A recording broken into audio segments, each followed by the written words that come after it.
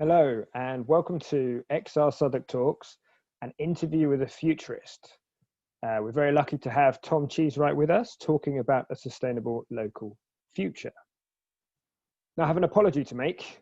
Due to technical issues, the first 5 minutes of Tom's talk were not actually recorded. So I am going to be doing a brief recap, and then I'll hand over to the actual recording of the live talk itself. Tom Cheesewright is an applied futurist, and we asked him to join our XR Southwark talk to talk about a sustainable local future and what is likely to happen in the future, according to his view, and how that is going to impact on our communities and what that could look like in terms of a sustainable local future. In summary, Tom's view is that the pressures of climate, economy and population are all pointing to an optimal solution of densely populated cities with a high degree of self-sufficiency. Now, Tom's work, in terms of looking at the future, is essentially understanding what is happening now in terms of existing pressures on society, and then what incoming trends are going to be affecting that and disrupting that. In other words, yesterday's consequences combined with tomorrow's behaviours. Some of the clear challenges and pressure points that Tom identified within his talk included population. Population is growing fast and is now projected to pass 70 million in the UK by the mid-2031, which is later than previously expected. And however, the population is due to peak in mid-century, although this doesn't take Brexit into account. So actually, after the population peaking, our population is going to start aging faster and faster. These two maps here show the difference in age ranges across different parts of the UK, and showing that actually, as you get towards 2043, a large percentage of the country, the darker shapes there, are getting up to 37 to 44% of the population being old age pensioners, and in some places having a ratio of 1-to-1 of working people compared to retired people. That's obviously going to create a lot of pressure on our society and on our systems. And because of this aging population, we're going to have time shifted lives. We now live out an extended adolescence. So all of the things that we would normally do, or the things that you associate with adulthood, the traditional markers of adulthood, such as driving a car, buying your first home, having your first child and getting married, are happening much later. And the times between being a teenager and here can be thought of as an extended adolescence. Another key pressure trend that Tom sees is globalization without cooperation. And what we are seeing at the moment in terms of continuing international discord gives us the effects of globalization without harmonized regulation, which can keep it in check. That leads to inconsistent and insufficient climate response, continuing job shifting to low tax, cheap energy domains, and a poor response to our food, water, war, and refugee challenges. So there's lots of challenges to be considered here, and a lot of that will lead to a fractured culture. And this is where the recap ends. I'm now handing over to the actual recording so you can see how Tom managed to communicate it in a much better way. That positive side of globalization is we have changed the sort of the fundamental basis of our identities in many ways. It's great being connected to people around the world who share our ideas, share our thoughts, and unfortunately sometimes share our conspiracy theories.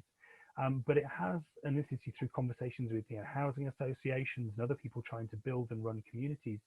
It's also sort of distracted people, divorced people from some of the things that used to unite them, in terms of the shared needs of their place, in terms of social class. And we're getting really, really big challenges now, in particularly in densely populated areas, in sort of rebuilding or creating a sense of community where you do get this cooperation, collaboration to tackle particular issues. So those are some of the big trends I wanted to talk about. And as I say, a lot of my work is around looking where those big pressures intersect with some of the trends we face. I wanted to just talk about a few of the sort of the incoming trends that are going to have a dramatic impact as well. The first one is a fundamental property of technology. I'm a big believer that technology is a fairly defining characteristic for human beings. Rewind 3 and a bit million years, or 2.8 million years, to proto-humans, Australopithecus afarensis, up in the sort of on the far eastern coast of Ethiopia. They were already using tools to catch, kill, butcher animals. So even before we were sort of the current iteration of human, if you like, we were already leveraging our understanding of the world to create tools to augment our capabilities. And that trend has continued and will continue into the future. We're seeing it already right now in the enhanced cognitive capabilities of humans, which allow fewer people to do more with less. And we're starting to see it in terms of actually the next wave of technology, which I think is, in some ways, there's a whole wave of digital technology to come. But some of the most interesting technology of the next sort of 50 years is going to be much more around material science, creating materials that really defy our expectations in terms of what's possible from a construction, transport, energy perspective. But there is a negative knock-on effect of all this augmentation, which, as I say, fewer people can do more with less. And there is a really serious challenge to the employment market over the next 50 years. It's not going to happen particularly quickly. It's not going to happen as quickly as a lot of the sort of the alarmists are saying. But ultimately, companies do get their heads around how to use technology to replace human beings with capital. And unlike previous generations of technology, it's very, very hard to see how we create new jobs that aren't also jobs for machines rather than humans. That's not to say that humans are going to be completely displaced from the workforce. Technology doesn't take jobs, it takes elements of work. And there are lots of things that humans can do and only humans can do that they look likely to be best suited for a long time in the future. But some of those jobs are down to sort of human empathy and flexibility, and they tend to be jobs that are historically paid very, very badly, typically jobs occupied by women. And some of those jobs are going to be very, very highly paid. And one of the big risks of this shift to automation is a widening of the gap between rich and poor, as you have these incredibly well-paid, high-skilled jobs and incredibly low-paid jobs, and continuing this hideous trend of paying people for sort of empathy and care far too little. The second thing is, and this is probably the most objectionable trend, I think, from an Extinction Rebellion perspective, but I surveyed 7,000 young people around the world a few years ago for a report on the future of retail, and the unifying factor between them was their hunger to get what they wanted quickly and with the minimum of effort. And our expectations over the last few years through our exposure to e-commerce, to social media, to digital media, has been that we get what we want when we want it, and there's very little waiting involved and very little effort involved. And this has divorced us in many ways from the transaction, made it easier to spend money we don't have. It's collapsing the retail cores of many of our cities. We've seen swathes of job losses over the last few months. There are many, many more to come in the retail sector over the next few months. If you look at the last trends in terms of redundancies, the redundancy numbers lag the GDP numbers, but GDP in the last 3 months, or the second 3 months of this year, collapsed 20%. I think we're going to see likely spikes in redundancies to at least 2008 levels in the next 6 months. But we're also going to see the collapse of the employers and the tenants for the buildings in the cities, because we're pushing towards somewhere in the region of 50% retail moving online. And that's not just products moving online. That's obviously the digitization of a lot of product classes, which there's just no support for a bricks and mortar shopfront for it anymore. The other big trend, which is very connected to technology, is this sort of lowering of friction in our communication, which has allowed or rather driven a shift in the shape of organizations. And this is one of the things that I think we need to be looking at in the public sector, but is very much happening in the private sector right now, which is the average size of a big business has shrunk while the revenue per capita has gone up. So the likes of Facebook and Google and Apple, Visa, all make upwards of $1 million, if not $2 million per employee in revenue. To give you a sort of point of comparison, I've run sort of 3 or 4 businesses over the last 20 years, last 15 years really. We've always been really happy with £100,000, which is near enough $100,000 per head in terms of revenue. So they're making 10 to 20 times what might have been considered, average for a decently profitable business. And that means they can make incredible profits with many fewer people, further accelerating this gap between rich and poor.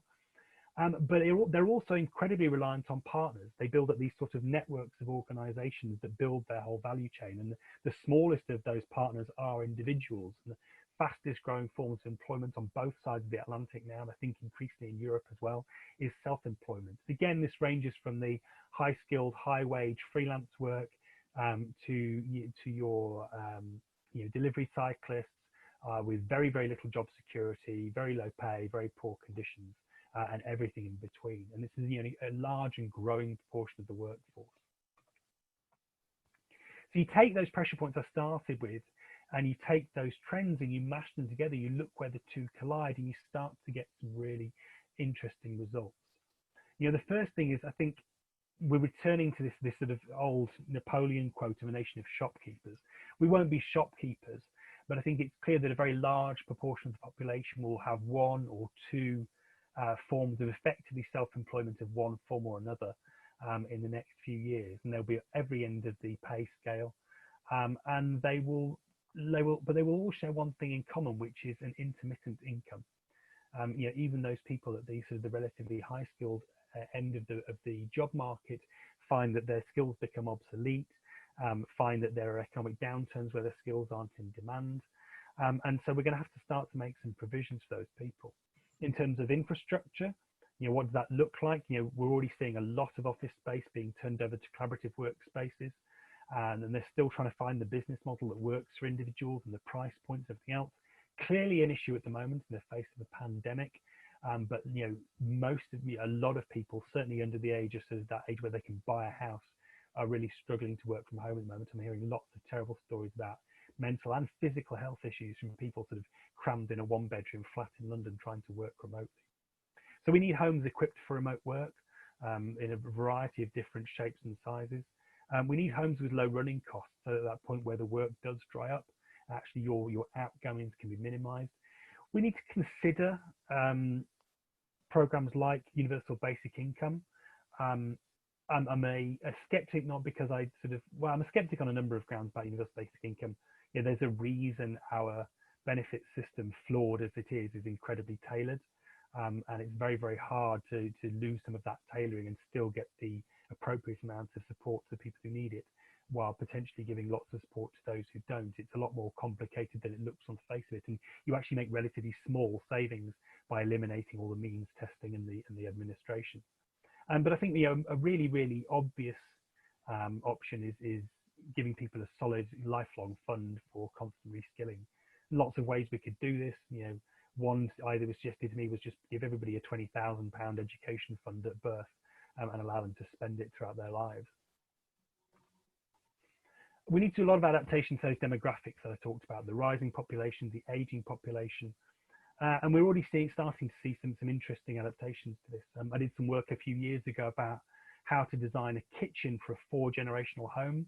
This was with the National Innovation Centre for Aging at Newcastle University, because they're seeing more and more, not just 3-generation, but 4-generational homes, where you've got everything from sort of toddlers to people in advanced states of dementia, and trying to build safe, but also pleasant and livable homes for that range of people is a really big challenge. But we're definitely going to see more and more 3- and 4-generational homes when you've got this dual aspect of people not being able to buy a home later and people living longer. But the alternative is actually lots of people living in multi-occupancy much, much later in life. And so we regularly see people renting as singles well into their 30s. And the property industry's answer to this is these sort of large developments of very, very small apartments, but lots of shared space. Those could be done in a very potentially environmentally friendly fashion. They often aren't. But there are options there to build and retrofit appropriate accommodation to suit this shifting demographic we have across the nation. And then we have this issue of identity combined with this sort of increasingly densely packed cities. And I mean, just in case I haven't made the case for dense cities, the reason we do it is your carbon footprint is lower, less distance to travel, shared heat or stored heat in pavements, buildings, etc. And the other reason to do it is actually price of services. I worked with a couple of local authorities as they lost 50% of their funds, 50% of their budget in the austerity era, and then 50% of their staff, and they're still facing sort of cuts now. They need to find ways to operate within the boundaries they're given. We'd all like to see those boundaries expanded, but absolutely, with this increased demand on services, we're going to have to make them as cheap as possible, and bringing everything closer together definitely reduces that cost. But we need to, if we're going to do that, if we're going to bring people closer together, we have to build communities. We have to be able to get people to connect and collaborate. And, I think particularly showing people their shared issues around need, around space, connecting people back to the place they live in more than the communities that inhabit that place is really, really important. And I think, the lack of that connection and the factionalism in local communities has been really obvious in some of the battles over low traffic networks. As is happening right here where I live in Manchester, and I was happening in London as well. And here in Manchester, having observed it up close, with a few exceptions, there's a real class divide going on in terms of the two sides arguing against each other around the provisions that the council is trying to put in place. Just a couple of final ones, because I'll try and wrap up and move on to questions. We obviously need to do things to get down to zero or negative carbon, particularly in our infrastructure, as fast as we can. But we also have to acknowledge that we're obviously not going to prevent some of the effects. And there's a serious risk to a lot of our housing stock, to a lot of our building stock, of the rising temperatures, of floods. And so actually there's going to be a lot of hardening to do of our infrastructure over the next few years to make sure it can survive the unavoidable now effects. There's also a lot we need to do in terms of access to food. And one of the things that came up in my research on the Future Pizza, which was a sort of semi-frivolous project to launch a STEM event for kids, but was also semi-serious, was things like the effects on wheat production. So about 2/3 of the wheat growing regions around the world are going to be subject to floods or drought over the next 40 years. And so, basic staples like pasta and pizza might be rocketing in price at some point over that period. You combine that with the issues of international cooperation that I talked about. Actually, I can see there being a really increased demand for domestic agriculture. It's probably not going to be organic. It's probably going to have to be fairly intensive and fairly high volume. And I think vertical farms in cities are probably going to be part of the answer to that, as the economics shift that mean it makes sense in terms of powering them with solar and stored energy. And stored or grey water, but actually food growing at home as well. I mean, come back to this issue of people working from home, people with intermittent incomes. If we can provide the ability for people to grow a proportion of their own food at home, then so much the better. The energy network, again, a report I wrote 4 years ago on the Future Energy Network, is clearly going to a distributed model over the next few years, and so actually allowing these people to generate their energy, particularly if the grid starts to crumble. When grid and central generation start to crumble, which they will do without fairly significant investment over the next few years. So to start to summarize then, we're seeing the hollowing out of our cities right now. It was a trend that was happening already pre-COVID. Something like 50% of retailers were already in financial trouble before the crisis hit. And it's just accelerated their demise. And they're not coming back because there just isn't a market for them. And while in massive cities like Manchester and London, there will be a retail core in the city, a lot of smaller cities, smaller towns and cities around the country are going to lose those shops, and they aren't going to come back. And they're also going to lose a proportion of the office space as well. I don't think people are going to, I don't think many companies are going to move to a fully remote model, but a hybrid model for most organizations seems increasingly the way forward. So office footprints are going to shrink as well. And there's only so much, there's only so much demand for co-working space to replace that. So we're going to have a lot of space, a lot of land in 30, 40 years, probably a lot more from the loss of reduction in parking as well. And so what we're seeing is large property companies recognizing this and starting to buy up dying retail space. So you look at someone like Legal & General, who's investing about $2 billion in buying up old retail sites. turning it into retirement living, replete with all the amenities that go with that, opened up to the local community. But we need to ensure that what we replace these old buildings with, whether it's through retrofit or complete reconstruction, they are cheaper to run in terms of being appropriate for people and intermittent incomes. They have to have a lower, ideally, carbon negative footprint. They have to have good access to on-foot and public transport. And there's a huge opportunity for sort of combined heat and power, much more integrated thinking in terms of how we power our cities, which really has not been taken up yet. I have a friend in the construction industry who's been driving his clients for years to do more with this, but there's an incredible level of innate conservatism there about making that capital investment, despite the really obvious benefits on many fronts. Just one counterpoint, which I figured might come up in the Q&A about moving to more dense cities, was around COVID. Lots of futurists are predicting sort of de-urbanization at the moment, and people getting out of dense cities because their fear of future pandemics. And I kind of understand that, but I think it's a really limited trend. I think it's going to be particularly wealthy 35 to 55s who are moving out to the coasts and the beautiful places, selling up their expensive properties in London and moving out, maybe buy a plot of land or buy sort of an old farmhouse on the coast because they can, because they're at that level of seniority in their career. They've got that level of capital to go and do that. They'll probably move back in again as they get towards the end of their lives and need access to services.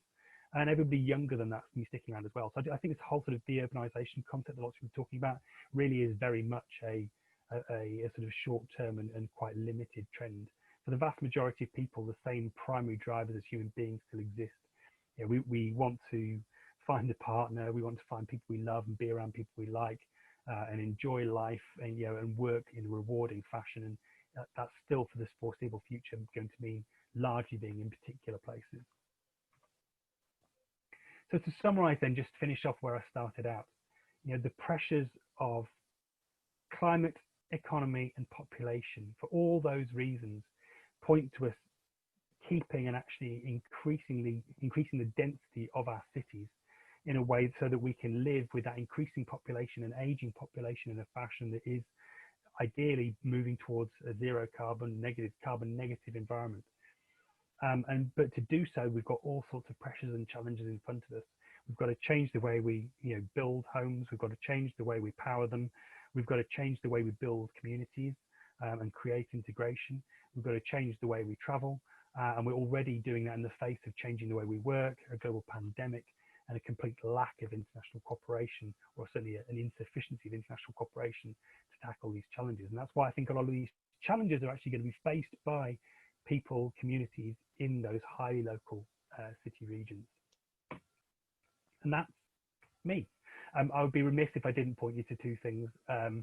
My two books, which are the Future Proof Your Business is primarily aimed at a business audience, but High Frequency Change, explaining why so many of us feel like the world is changing faster now, might be of slightly broader interest.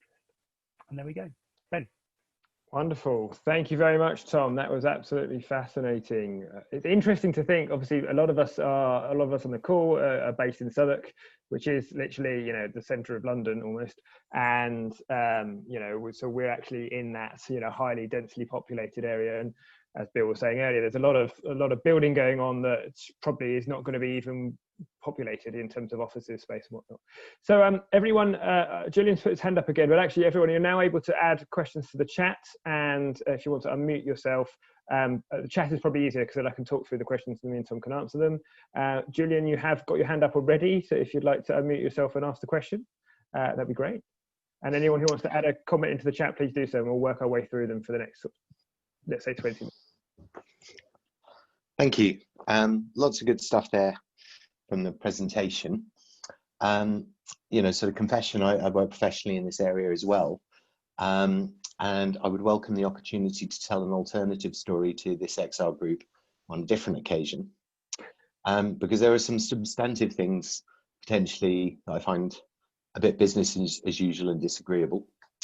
One of them in particular is with regards to density of cities, and I know it's in vogue, but that's not a fix. I'm not going to go into too much detail right now, but as I say, would welcome the opportunity to talk about that at a future date. But in particular, my question in relation to futurism is, what consideration is given to the majority world? in this kind of presentation. When we talk about automation and we talk about new materials, those, you know, the cobalt and the lithium that powers batteries are mined at great human cost in the global south, destroying communities and stealing their water. And our cobalt is mined by children in Africa. And there's not enough lithium and cobalt to supply batteries for all of this stuff. So it's a bit kind of businessy as usual, a bit kind of techno fixy. And you know, in particular, when you talk about Legal and General spending $2.5 billion, well, you know what? That's our infrastructure being owned by rentier class that earn money off capital. You know, so there's some more substantive fixes.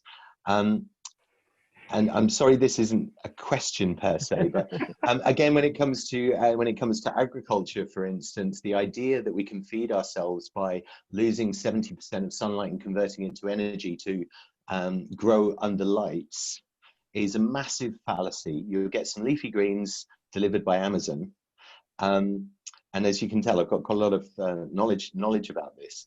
And when we waste that much energy, when people are dying from fuel poverty, you know, this is a very polarized and a very Western-centric view. No, so let me jump in there, because you're doing a fairly comprehensive demolition there. What I failed to do, and what I should have done at the beginning of this talk, is a slide I often put up, which says that my job as a futurist is not to show the world I want to see, is to show the world I do see. And so what you would describe as a fairly sort of business as usual perspective is my sort of balance of optimism and conservatism about what's actually going to happen rather than what I would like to happen. And so there are lots of better solutions, but this is the closest fit between better and what's likely to happen that I see. Thank you both. Julian, yeah, I appreciate the comments. It wouldn't be XR if we weren't having these kind of debates, and you know, it is, and Tom as well. You know, obviously there's what we'd like to happen, what we wouldn't like to happen, and sort of somewhere in the middle that is probably relatively realistic. Bill put a hand up after that, and then there's a couple of comments in the chat that I'll go through if that's all right. Bill, would you like to say something?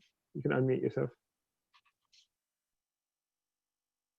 Sorry, yeah, it was similar really, because I just sat there thinking, we keep saying to the council we're heading towards 4 degrees, and it's like all the modelling this year is that we're now all the new sciences, we're now, the worst case scenarios are now the trajectory we are on. The ice sheets that are melting, we're reaching tipping points.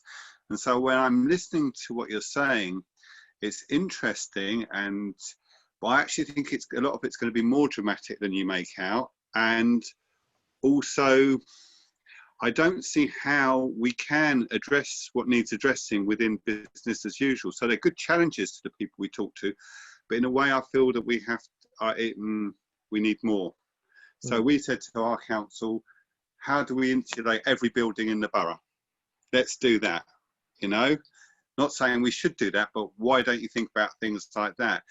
And I feel that it's not enough what you're addressing there. And I wouldn't disagree with you. I wouldn't disagree with you. I think there's a massive gap between, you know, right. So what's my ideal situation? You know, my ideal situation would be, you know, grand scale Keynesian government investment that they recognise the scale of the emergency, and through a combination of heavy regulation and mass investment, make radical change. And I don't see it happening anytime soon, I'm sad to say. I'd love to be wrong. Please, please make me wrong. But it's not what I see happening right now. But I think that can change in the same way as the Second World War changed, you know, broke the consensus around economic liberalism in the 30s. It was the Second World War when America converted all its car plants to arms within 6 months. Rationing actually gave a basic guaranteed level of nutrition to working class kids in London. All those things broke that model of economic liberalism. And I think climate change will have a slower burn, but can have a similar impact, because there is no 20, 30 years, there is no 2050. And so it demands, in a sense, we can be bold. And my big fear is, I think you're right. I think there will be much bolder action and a consensus around a shifting viewpoint. My concern is it doesn't happen until the 2040s. Yeah, by which point it's going to be quite dramatically too late. Absolutely, absolutely. So we will do what we can. I'm gonna carry on a little bit, because there's a few questions. Yeah, Eleanor definitely in the queue, but I'm just going to talk through. I would just like to say, actually, interesting. I really love the point on the future is kind of decentralized networks. That is, is made possible through, digital communication technologies. And I would say that I feel that Extinction Rebellion is a prime example of one of those networks. And actually, there's a book that I always bang on about called Reinventing Organizations, which you might be aware of, Frederick Lolock's. And, when you look at the different kind of evolutionary types of organizations that can outcompete the existing ones that came before them, Extinction Rebellion went from 18 people in a pub in 2018 to a multi-global national with hundreds of thousands of people actively going out and putting themselves into harm's way in some places. So, I think there is organizational models that will come through that will hopefully be able to make some differences, not necessarily XR has a certain area, but it's not necessarily the overall solution. I'm just going to go through some of the questions. So Jill says, surely it's not just a change in behaviour instruction that's required. Surely high standards are required in new ways of doing things. Given that laissez-faire seems to be so prevalent, surely that's a huge negative issue. Isn't there research in China about enhanced photosynthesis within plants? So it's quite a lot there. You can enhance photosynthesis. Yeah. I don't know how much you can enhance photosynthesis, given how ridiculously efficient it is already versus anything we can. Excuse me, that's not right. There is research in China about cave plants. Right. And they are looking at the fact that what grows outside is actually really dialed down in terms of photosynthetic capacity. Wow. So the guy, I don't know who it was, but one of the guys said something about, there's an issue about food growing. That's research that's ongoing, that's really kind of, they're really looking into it, because of what they're finding living in caves is capable of photosynthetic process. Wow. Is that response to the ability to grow under artificial light, to grow in? Well, it's just that guy, I don't know who it was, but someone was saying something about the I think it was that point. So that's a separate point to the one about the issue of standards. I mean, a lot of what I've heard Tom say tonight, I used to be a civil servant. I haven't been one for a long time. But 20 years ago, the government department, it was environment, or it started off as environment, and then the bit that I was in morphed. But a lot of the issues that he's covered tonight, we were grappling with then. And so, obviously not on things like, the social media side of things. But certainly in terms of the power of place, dense living, all of that was being discussed then. And what I see in the media, because I'm not a civil servant anymore, but it doesn't really fill me with hope. And listening to Tom tonight, a lot of it didn't really seem very kind of new to what was being discussed in the year 2000. So I'm a weeny bit concerned. Having said all of that, what I do know from what I did grapple with, the devil's always in the detail. If you aren't holding people to high standards of new build, then you'll be retrofitting within 10 years. That's what really concerns me. At the moment, so many standards have been taken away or watered down, and that's even where you can get them to do them in the first place. So I can see all the grand ideas that Tom's talked about, but unless it's done properly, I don't know. It comes back to the same point, though. I think that the weakest link in all of this has been government. I've been incredibly disappointed with the one group which has the power to address things like the standards, and has the power to actually, particularly in the current environment. Well, that's my point. Yeah, to put money where it needs to go, and it's not. And the trajectory of government behaviour, to me, just seems to be getting worse and worse and worse. And what I dealt with, you know, that there was a lot of genuine drive to try and change things, but that has really, from what I see from the outside now, out of the window. Thank you, Joe. And actually, this is where XR, holding truth to power, talking truth to power, is is a key part of that. Maintaining that pressure and pushing that conversation forward. Chris would like to know.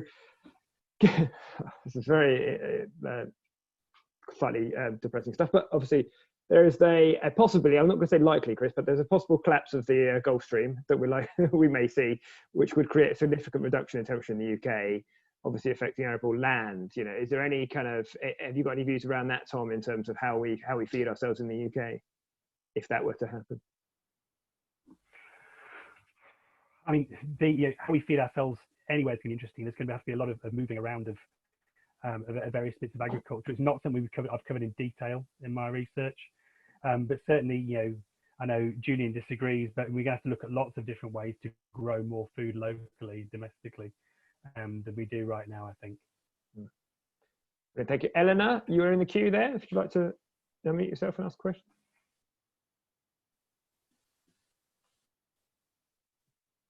Eleanor is still here? Still muted, Eleanor. Now I'm unmuted. Thank you, Tom. I have 3 points, 2 points and a question. I'll start with the points. Just on I work in food policy, and just on the point around so it's definitely the case that feeding ourselves food sustainability needs to be seen as a security challenge, not as a challenge of where we can buy food from, which is sort of the current government approach, is just to assume that we can buy food on world markets, and that it's not really a sort of profitable enough sector to worry about domestic production. As I say, I don't think that's not a kind of mainstream opinion, but it ought to be soon. But I would challenge that the food production done domestically needs to be intensive, mainly because I don't think it can be, given the level of depletion of our soils and the kind of health of our farmland is so poor that there isn't really much capacity to kind of continue to farm at an intense level. And not least, actually, most of the challenges in the wastage that goes on in the sector. So there's that. And then my second point was, these two things are a bit combined. You've talked about the fact that kind of big government isn't kind of capable of addressing these wicked problems and the challenges that lie ahead, which I think lots of people on this call probably agree with.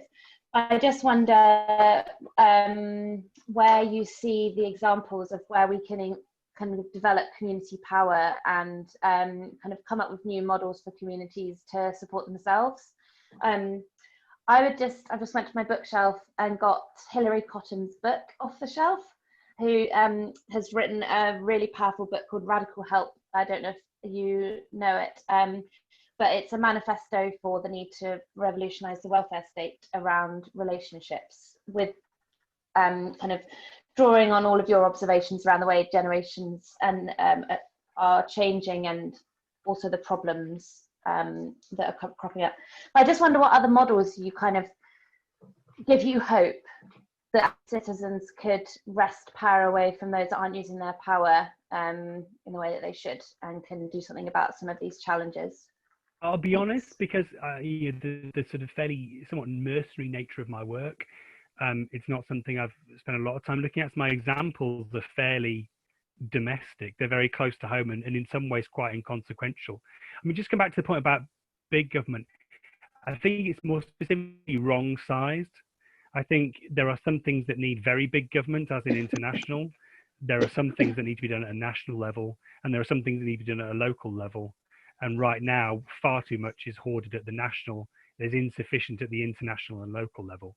And then at the hyperlocal level, I think things like my local community taking over the running of the local market, a collapsing and failing bit of local infrastructure that the government, that the local council couldn't afford to run anymore and didn't really have any interest in operating, being turned into a thriving gathering point for quite, it's still not diverse enough in terms of the diversity of the local community, but a bit, you know, much more sort of diverse meeting point for and connection point for lots of the community. The flip side to that is, you know, I've seen lots of models tried here that haven't worked so well, like this of the local area sort of development council. I'm trying to think what they're called, but yeah, there's the Citizen Council for Local Development, which is, you know, was a waste of everybody's time as far as I can tell, because it lacked power to actually to really do things. And likewise, you know, we're having our own battle with the low traffic networks at the moment and trying to get those through because of, you know, a failure of the sort of the local community. Interesting. Yeah, we also have low traffic network dramas in Southwark. It's an interesting idea, but lots of people driving through. And you're right, there's areas in Hackney where something like 70% of people don't have a car, and yet they're having real, like, almost running battles with these low traffic networks. Julian, yes, I'm just going to carry. I know you've got a hand up, but there's a few other questions. But Julian's got a point.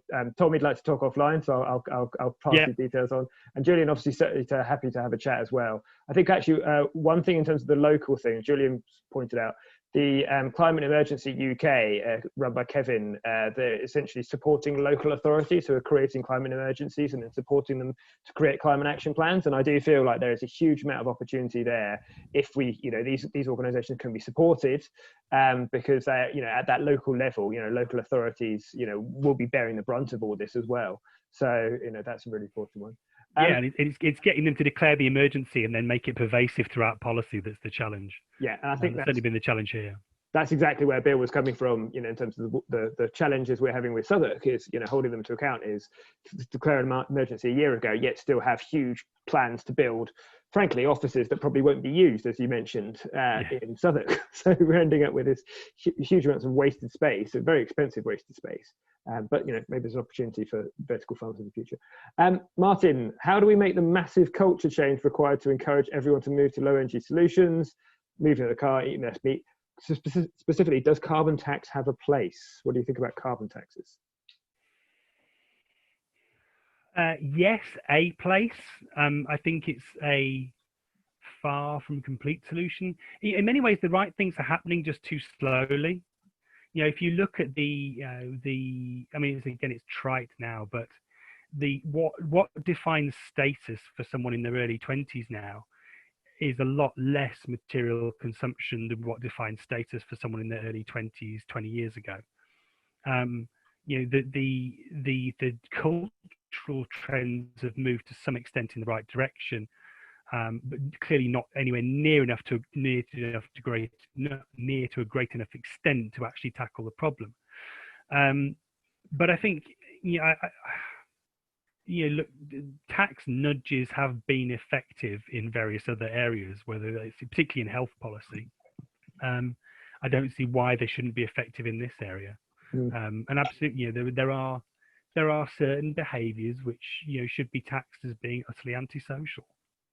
Yeah, well, interesting. So I work a little bit I work in energy and carbon footprints for companies, but yeah, the grid has massively reduced in carbon over the last, you know, even the last 5 years has probably reduced 50% in terms of the carbon intensity, because coal-fired power stations have essentially been shut down because the carbon tax that was put on them made them uneconomical to run.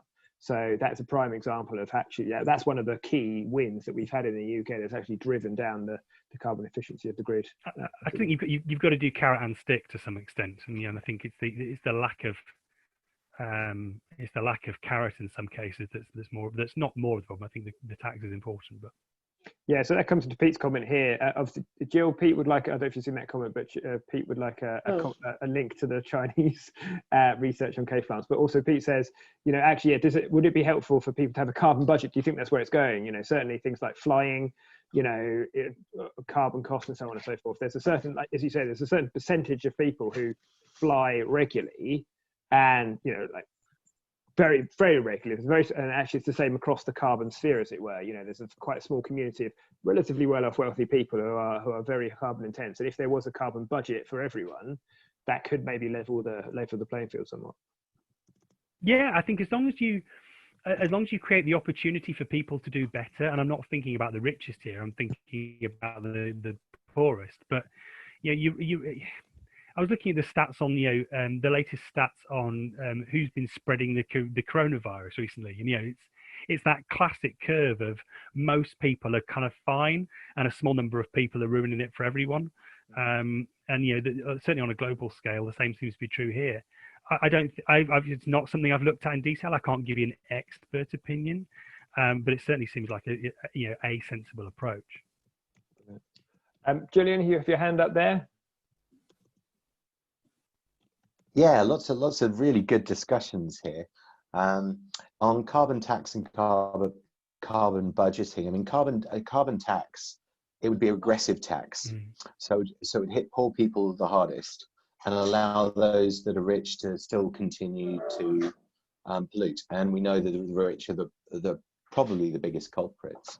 On a carbon budget, whenever there's been any kind of rationing, there's always the black market created. So, there's some interesting ways or interesting discussions there, certainly. I just wanted to come back to the farming, because I think actually, Tom, we agree on more than you might think. Certainly in terms of distributed networks of production, energy being a key one.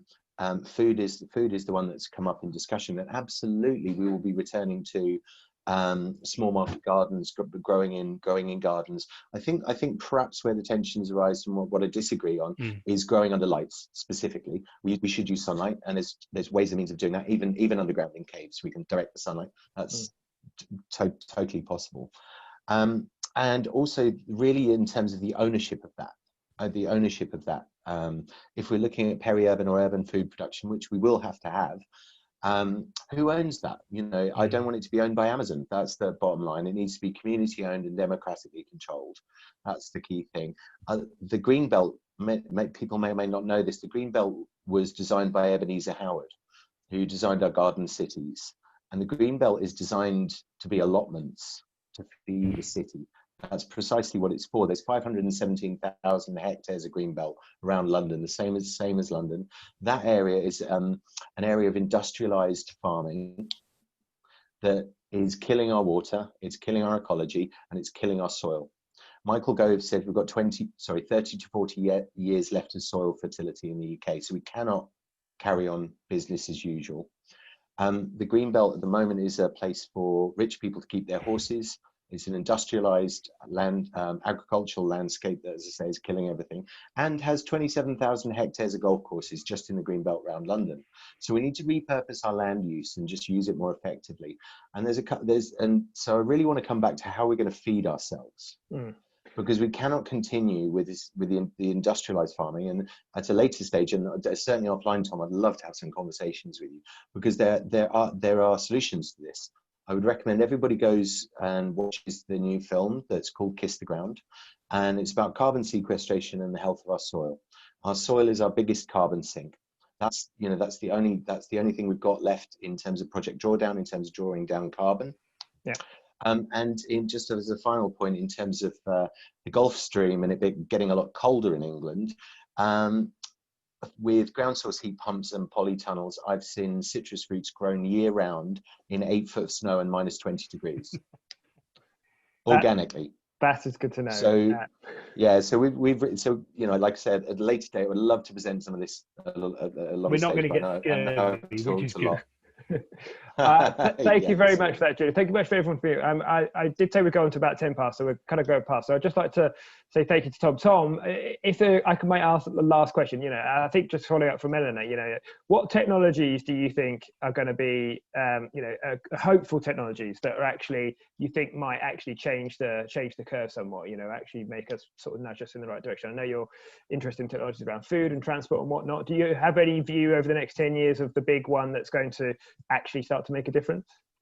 So I don't know about the next 10 years will make a difference, but the National Graphene Institute here in Manchester isn't just researching graphene, it's researching 1,100 different single layer materials, all of which with unique electrical and mechanical properties, and the possibilities that some of those present in terms of overcoming some of the challenges that Julian talked about in terms of the worst components of batteries. in terms of addressing all sorts of issues around pollution, etc., are really fascinating. And they let me go and sit in there sometimes and listen to very smart people talk about things I barely understand. But the applications are enormous. But it's going to take more than 10 years for those to come to market. In the meantime, just on those issues of batteries, cobalt and lithium are going to be replaced. They are hideous parts of a difficult technology, but it's a transitional technology. And as we start to move towards zinc air, metal air batteries, certainly for some applications, they don't work for everything. In the next 10 years, that's going to be really interesting. Wonderful. Thank you very much. So I'm going to leave it there. I'm sorry, we've got on a little bit, so I want to make sure we sort of wrap it up. So thank you very much, Tom, for your time. It's much appreciated. I have recorded most of this. I realized I wasn't actually, I think we unfortunately missed the first 5 minutes or so of your talk, Tom, so I might ask for some slides that I can add into a video to make it look right. But thank you very much for your time. That was really, really interesting. And thank you very much everyone for joining. We've got more to come. We try and do these once a month or so. And if you've got any suggestions for talks as well, that we'll definitely take them on board. But Tom, thank you very much. We really appreciate your time. That was absolutely fascinating. Pleasure. Thanks everyone. Good night. Wonderful. Take care. Thank you. Thanks very much. Cheers, Tom. Look forward to talking. Cheers, Julian. Bye. Take care. Thanks very much. Bye-bye. Let's go. Bye.